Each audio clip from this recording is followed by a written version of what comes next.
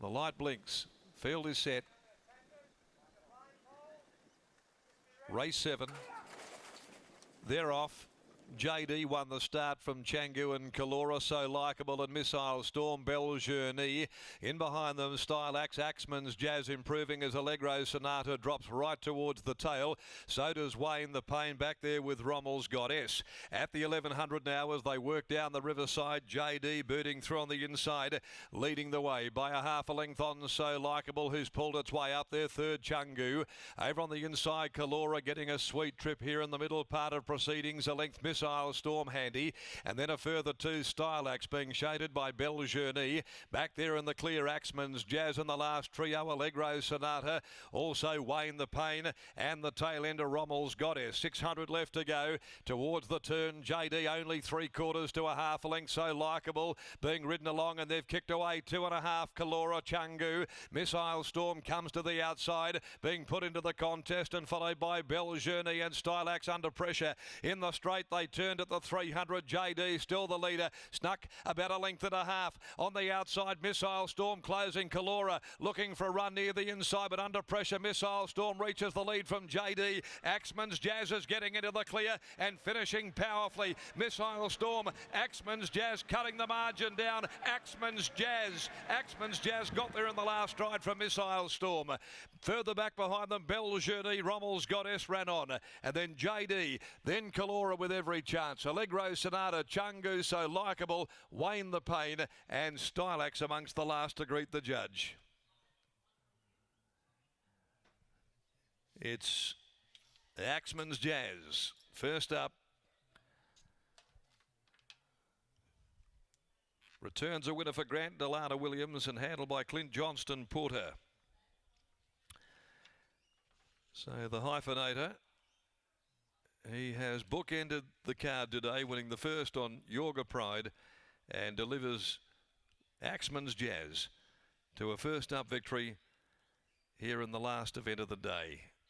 Very good first up card. Hadn't done much in the trials that we saw of it, but 1400, much more to its liking, and post its third win from 7 runs. AXEMAN'S, Jazz by Dundeal from New Orleans. Takes out the final event, finishing with a strong burst over Missile Storm. Brad Parham for the SJ Milliard, and 9 ran third. Belle Journey, Alex Hearn in front of Rommel's Goddess, who finished well back there in 4th money. JD 5th after leading, and the favourite, Kalora, every hope back there. Got a lovely drag into the race behind the speed on the rail. Found the fence, but nothing to give late. It's AXEMAN'S, Jazz that delivers in the last over Missile Storm by Smart Missile and Belle Journey by Galar.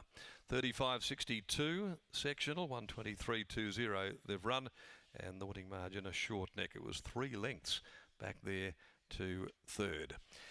As we head down now to the boys to round it all out this afternoon after this first up victory of AXEMAN'S, Jazz, and a nice ending to the day for Clint Johnston Porter. Absolutely, Darren. Bookends for Clint Johnston Porter and Grant Alana Williams after the win of Yorga Pride in the first, and AXEMAN'S, Jazz. Some training performance to take out the last here, Scotty. First up off a tendon injury, 510 days, and didn't he find the line well? August 2023. It is a wonderful training performance. Now, we're probably going to give honours today to the efforts earlier on in the day of Angela Johnson with the effort that she was able to produce with Thermosphere Lad. But talking about training performances, that is up there. That's over 500 days away from the track. First up, 1,400 metres.